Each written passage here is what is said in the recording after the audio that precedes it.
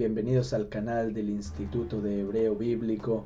Hoy les quiero compartir esta conexión de la cual hablan rabinos de la antigüedad que existe entre Purim, la festividad bíblica menor de Purim que aparece en el libro de Esther, con Yom Kippur o Yom Kippurim, la festividad bíblica comandada en Levítico 23, que se celebró desde tiempos de Moisés, más de 1000 años antes de los eventos que sucedieron en Persia, en el cual vivió Esther y su primo Mardoqueo. La relación obviamente no es algo que yo voy a estar endosando particularmente, es simplemente conexiones interesantes que suceden y que hicieron alusión los rabinos de la antigüedad, entre ellos Rabbi Shimon Bar Yochai en el Zohar y el Gaón de Vilna y muchos rabinos más famosos hablaron de esta conexión que surge particularmente a partir de la gramática, es decir, cómo las palabras están escritas. Tenemos por un lado la palabra Kippurim, que significa expiaciones, el día del perdón o el día de la expiación, conocido como Yom Kippur, es en realidad en plural. En el texto hebreo dice Yom HaKippurim, nunca aparece en singular Yom Kippur, así es como se llamó tradicionalmente, pero Yom HaKippurim, así en el plural, día de las expiaciones. Se darán cuenta al oído que la palabra Purim está dentro de Kippurim, ¿sí? Las raíces de estas palabras en realidad no son las mismas, porque la palabra Kippurim viene de la raíz kapar, ¿okay? La kaf, pei, resh, que significa cubrir, tal como la sangre se ponía cubriendo, ¿sí? Kafar. De ahí viene la palabra Kippur y el plural Kippurim.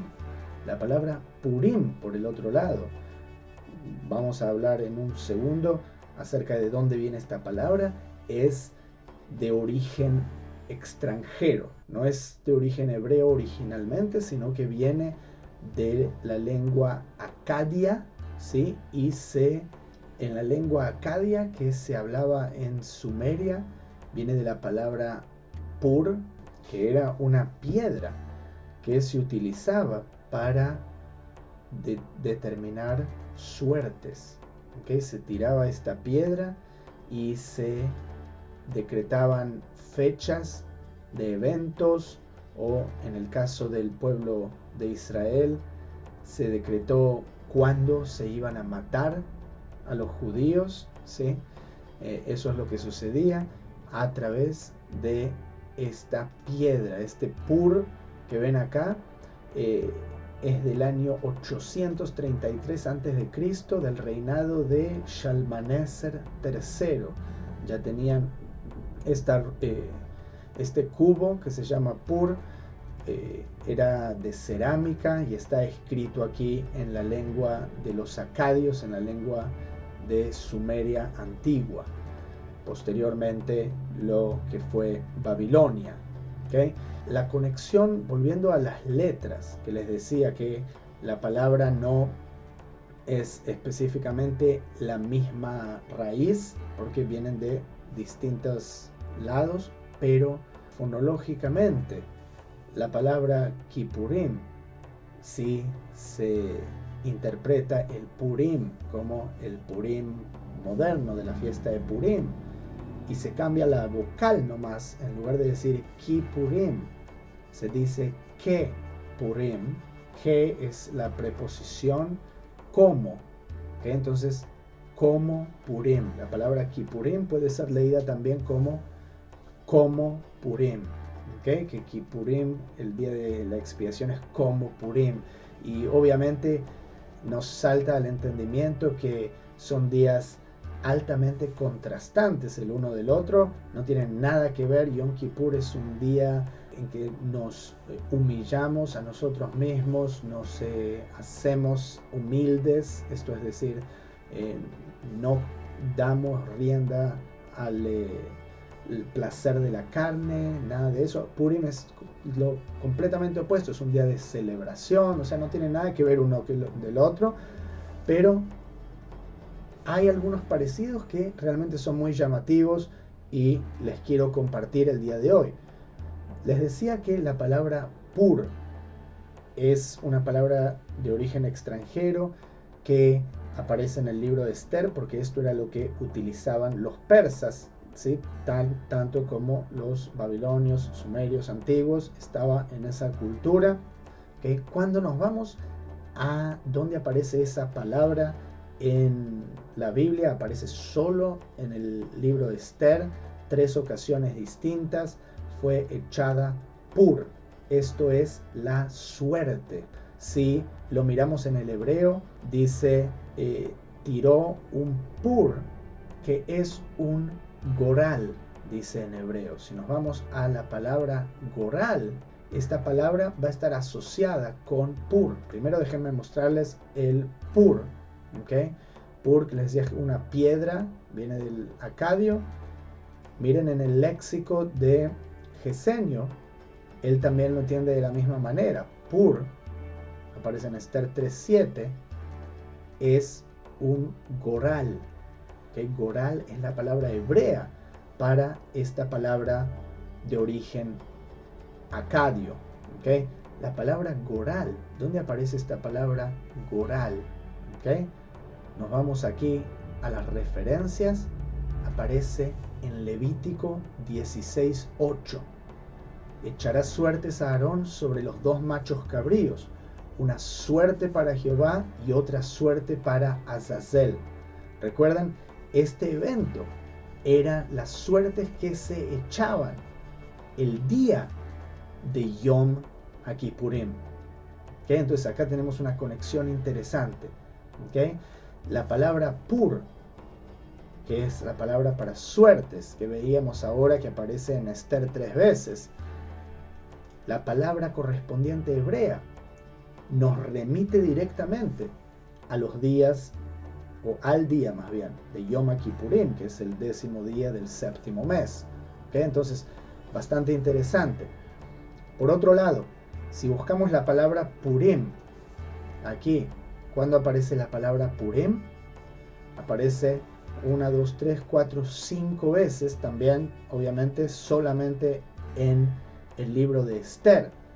Fíjense en Esther 9:31 lo que dice: y para confirmar estos días de Purim en sus tiempos señalados, según les había ordenado Mardoqueo, el judío, y la reina Esther, y según ellos habían tomado sobre sí y sobre su descendencia, para conmemorar el fin de los ayunos y de su clamor. Y aquí hay un punto interesante que también es donde los rabinos lo conectan. Mucha gente tampoco está familiarizada que el hecho de que la reina Esther haya ayunado y pedido a todos los judíos que ayunen durante 3 días antes de que ella entre a pedirle al rey por su vida, donde ella arriesgó su propia vida. Este ayuno se conmemora hasta el día de hoy, el día anterior a Purim. ¿Okay? ¿Por qué les comento todo esto? Porque el ayuno es otro elemento que lo conecta a este día o a estos incidentes con Yom Kippur, ¿sí? Entonces es otra manera. Yom Kippur es un día de ayuno, no se come, no se bebe, y esto es mandado obviamente por la Torá. El ayuno de Esther no es comandado. Yo no creo particularmente que hoy en día es mandatorio. Obviamente los judíos religiosos sí lo toman de esa manera porque es una ordenanza rabínica, pero es optativo obviamente para la mayoría del pueblo, y ese no es el punto de lo que estoy tratando de hacer, sino la conexión con el ayuno de Yom Kippur. ¿Okay? Entonces tenemos este evento de las suertes, tenemos este evento del ayuno, y un último una última similitud antes de dejarlos ir. El día de Yom Kippur es el día en que el sumo sacerdote, la única vez que entraba con la sangre del sacrificio al lugar más santo del templo. ¿Qué iba a hacer ahí? Se iba a encontrar el lugar más santo, el arca es el trono, es una representación del trono del rey. Él se iba a encontrar con el rey. ¿Qué hizo Esther en Purim? Que se conmemora también. ¿Cómo son los eventos? Esther entra en la presencia del rey también.